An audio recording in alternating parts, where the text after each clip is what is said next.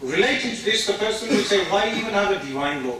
The answer to this is that every human being, the way Allah subhanahu wa ta'ala has created humanity, is such that every human being has been given ability. Their ability of the mind, and the way Allah subhanahu wa ta'ala has created human beings is that they are able to build civilizations, roads, and in the modern age, aeroplanes and cars. In previous history, pyramids. Such a human being with such a mind that Allah subhanahu wa ta'ala has granted him the mind. If this human being is left with the intellect alone, with no limitations and no law, what will this person start doing on earth? This person will become like the Pharaoh, committing oppression on others, because he will consider himself God on earth, being able to kill off all the animals. On the way I was telling the brother that in the UK we had blackadders, the snake that is native to this country, but the UK killed off the blackadder and the jaguar, and yet they call for preservation of wildlife in Africa.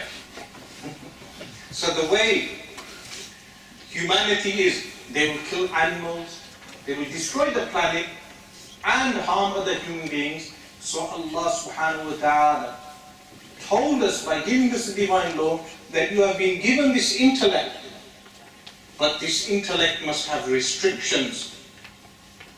Or not the intellect itself. The human being shall have restrictions, not the intellect. The intellect is never restricted. The human being in his actions must be restricted, that he does not harm the intellect or the rights of the intellect. This is why a human being is in no need of the Shariah law, of divine law. So, if a human being is given a divine law, the question is, what does a divinely revealed law protect? Because today, in the modern age, the media would want us to believe, or certain segments of the media would want us to believe.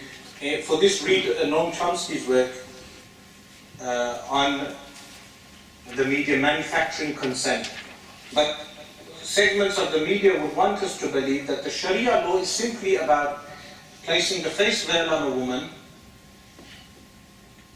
and lashing people and amputating hands. This is what they would want us to believe that the Sharia law is. In other lectures I have covered hudud punishments, which is the corporal punishments, women's rights in Islam, but we will not go into detail today. What I want to mention here is what the Sharia law protects are 5 things. Number 1, it protects belief. And someone may say, okay, it protects belief, but it only protects the belief of Muslims. This is untrue. Islam, even though intellectually opposes the other religions and states it is the only truth, whenever was victorious in any nation in the past, especially in the time of the companions of the Messenger of Allah sallallahu alaihi wasallam, it preserved the religious minorities. For instance, when the companions conquered Syria, half the nation remained disbelievers at that time. Even now, Syria has a sizable number of non-Muslims. In Egypt, the Muslims protected the Copt minority. What is the greatest living evidence of this is the minorities that live in those countries to this day today. This only changed after the stability of the Muslim empires was uprooted. The last empire being the Ottoman Empire. After the Ottoman Empire, or toward the end of the Ottoman Empire, when colonialist powers came in, and Arab nationalism, and nationalism in all its forms, then discord started in the Muslim world amongst minorities. So the first thing Islam protects is freedom of belief. Now, someone may say, this is contradicted by the apostate law. I have covered the apostate law elsewhere, but I will say that the apostate law is similar to the law of treason. The apostate law is similar to the law of treason and is only carried out by the ruler when he deems the apostate a danger to society. So the apostate law is nothing in reality to do with freedom of choice, because the person has the choice to leave the Muslim country and become an apostate in a non-Muslim country. But the fact that he chooses to apostate within a Muslim community, within a Muslim country, may be an act of treason, and the ruler determines this and therefore carries out the apostate law. Secondly, what does Islam protect? It protects life. For instance, capital punishment is given for someone who murders. But why is capital punishment given? In order to preserve life. So it's in effect a deterrent for people killing, that before they kill, they will know that the state will intervene. And if the state intervenes, they will lose their own life for taking the lives of others. The Sharia law protects wealth. How does it protect wealth? Now someone may say the law of amputating the hands is harsh. But the response to this is, firstly, the amputation of the hand has its regulations. It cannot be carried out nilly-willy. Someone just wants to amputate the hand of someone who is accused of thieving and they cut his hand off. No, the law is applied by the ruler. But someone may say it's too harsh. We will say laws need to be harsh in order for them to be a deterrent. How will something remain a deterrent if the law is not harsh in theory? Secondly, the conditions are so difficult to be met that it is very rarely carried out if carried out with the regulations mentioned by the Sharia. So the third thing that the Sharia protects is the wealth. Also, what does the Sharia protect? The lineage and honor of people. The lineage and honor of people. How does it do this? By outlawing fornication and adultery. And fifthly, it protects the mind and the intellect. How? By banning alcohol and banning drugs. The hadith of the Messenger of Allah sallallahu alaihi wasallam, kullu muskirin haram, all intoxicants are prohibited. So the response to this question, what does a divinely revealed law protect, is that any divinely revealed law will have these 5 principles in mind. When we look at the law, we will find that the Sharia protects any one of these 5 principles. Of course, someone may say, why doesn't the Sharia law be determined by the people, and why don't we have a secular law? The answer is that every human being will have his own thoughts. Every human being will think, we need to do away with this law is too harsh, we need to relax this law, we need to bring in a harsher punishment in for this. Who will draw the boundaries? This is why secularism is un-Islamic, unacceptable.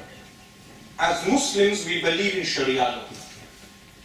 In a Muslim society, Sharia law must be implemented by the Muslim ruler. But why do we not accept secular law, or why do we not accept a change to Sharia law? Simply because every individual will have his own thoughts. One person will say, I think the Sharia law should amend this. Another person, according to his own desires, will say, I think this should be changed.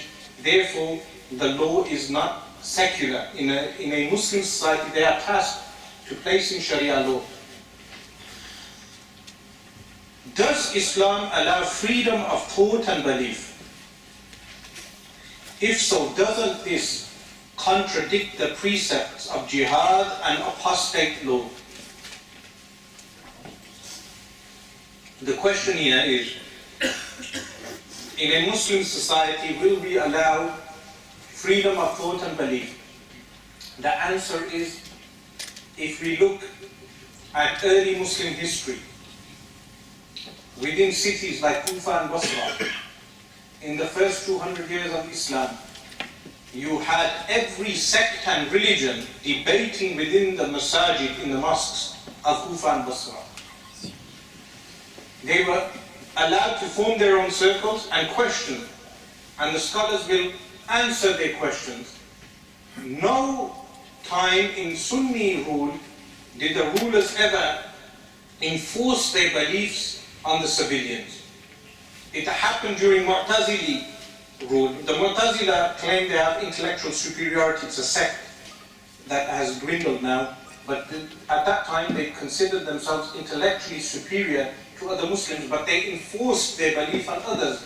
In that they arrested Al-Imam Ahmad bin Hanbal and others, and they imprisoned Al-Imam Ahmad for 18 months and lashed him in public, a Sunni Imam.